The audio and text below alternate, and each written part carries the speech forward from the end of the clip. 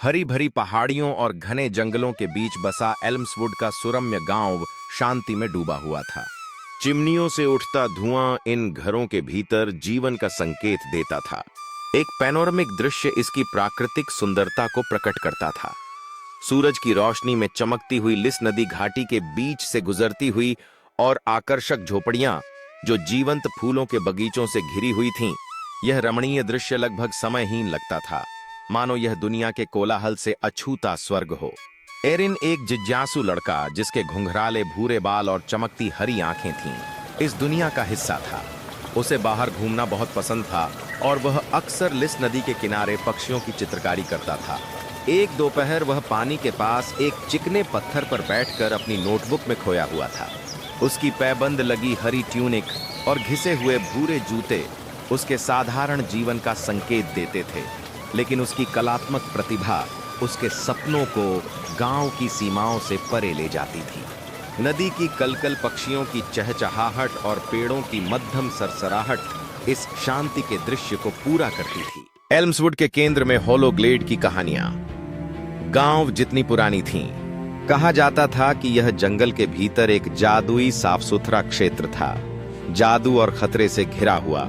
एक शाम एक बुजुर्ग गांव वाला आग के पास बैठा हुआ बच्चों को अपनी कहानियां सुनाता था। दरवाजे की लकड़ी की दीवारों पर नाचती हुई परछाइयां उस आरामदायक झोपड़ी में एक रहस्यमयी माहौल बनाती थीं, जबकि वह ग्लेड की रहस्यमयी कहानी सुनाता था।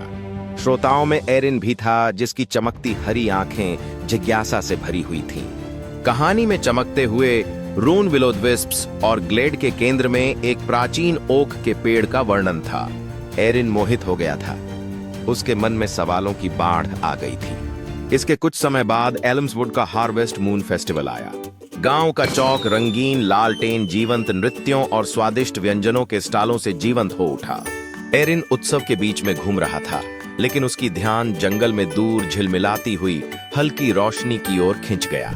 होलो ग्लेड की कहानी उसके मन में गूंज रही थी, उसकी जिज्ञासा को बढ़ा रही थी।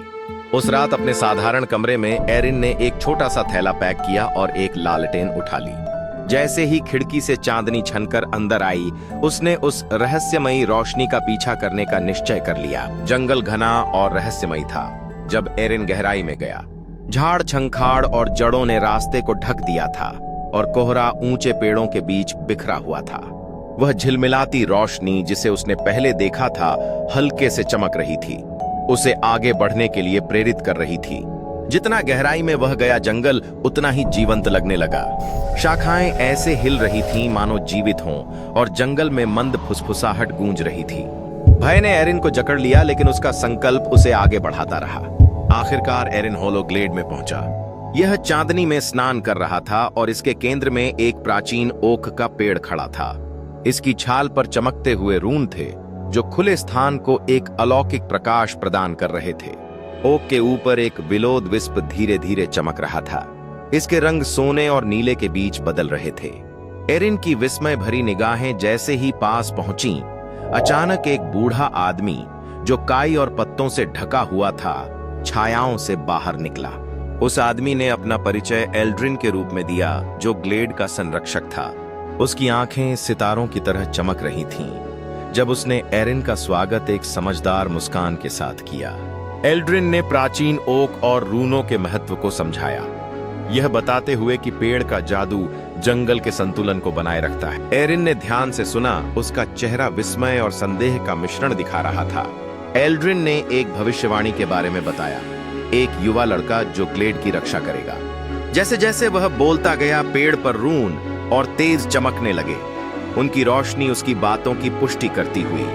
अचानक जमीन हिलने लगी। एल्ड्रिन की आवाज गंभीर हो गई जब उसने आने वाली बुराई की चेतावनी दी, जो ग्लेड के जादू को भ्रष्ट करने की कोशिश कर रही थी। स्पष्ट प्रकाश मंद हो गया और एक तनावपूर्ण वातावरण ने उन्हें घेर लिया। एरिन ने अपनी लालटेन को कसकर पकड़ लिया।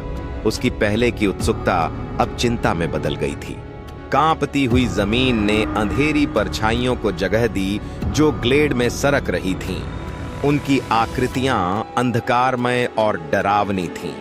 परछाइयां एकजुट हुईं, उनकी चमकती हुई लाल आंखें मंद प्रकाश को चीरती हुई दिख रही थीं। एरिन का डर स्पष्ट था। लेकिन वह एल्ड्रिन के साथ दृढ़ता से खड़ा रहा।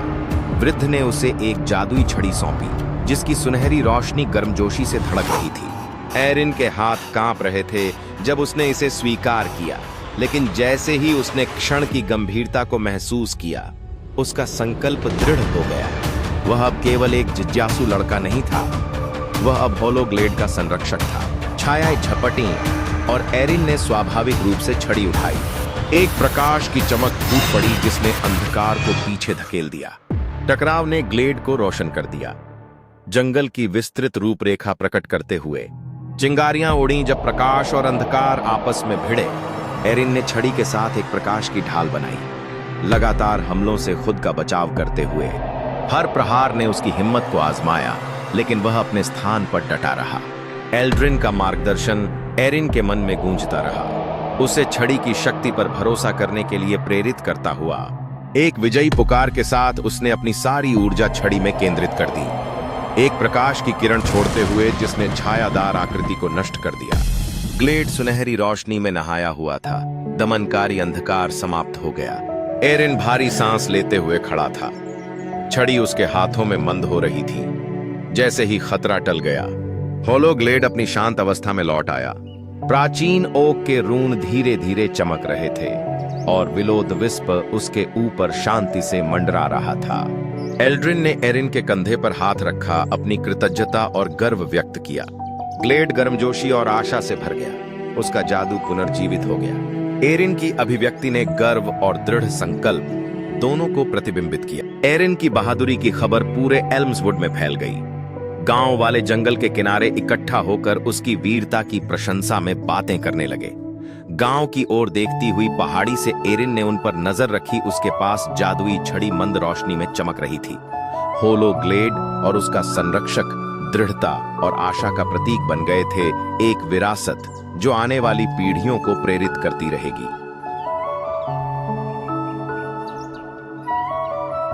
अगर कहानी पसंद आई हो तो लाइक करें और अपने दोस्तों के साथ शेयर करें, और ऐसी और कहानियां सुनने के लिए हमारे चैनल को सब्सक्राइब जरूर कर लें।